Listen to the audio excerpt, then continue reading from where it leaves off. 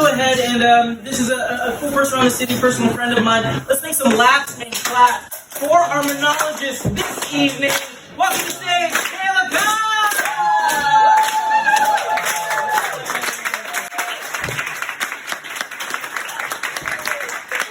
Thank you so much for the warm welcome, everyone. Good evening. My name is Kayla, and I'm going to share a couple stories with y'all. If you are following the Coronation Theater on Instagram, which you should, you might have seen that one of my more recent hobbies has been improv. And as part of that, when you are first starting off, and I'm still very much a beginner, but when I was really starting off, I was going to a lot of shows to spectate.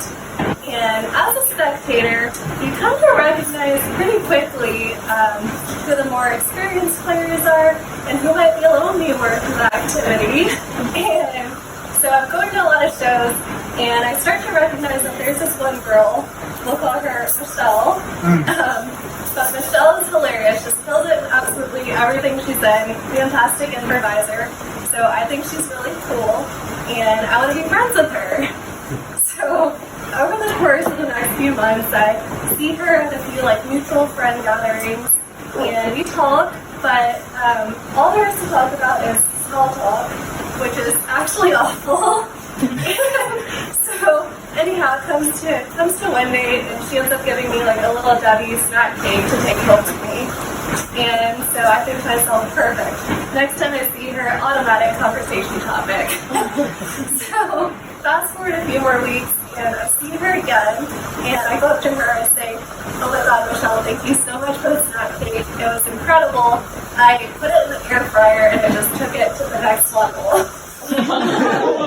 And knowing full well that I hadn't done it, but I had intended to, because I know that it is scientifically proven that anything that you air fry is 10 times better than when it was unair fried. So I tell her that, but it gets worse because she starts asking me all these questions, like, what temperature did you use? How long did you have it in there for? And I don't know shit about air frying. So I'm making all this shit up, trying to answer her questions, and somehow escape that interaction. But later, I go home that night and I know that I have to try it out and make sure these instructions don't light this thing on fire.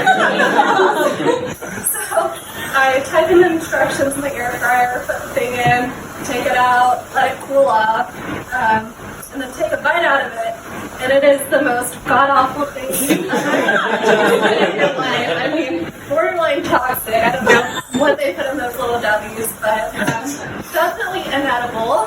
And I'm starting to panic even more at this point. Because in our conversation, she told me that the following day she had nieces and nephews coming over. So she was going to air fry her remaining little W's cakes and serve it to her family. So that was a disastrous interaction. We are not friends yet. And I'm not seeing her again, but I'm kind of dreading the day. And that's on making friends as an adult.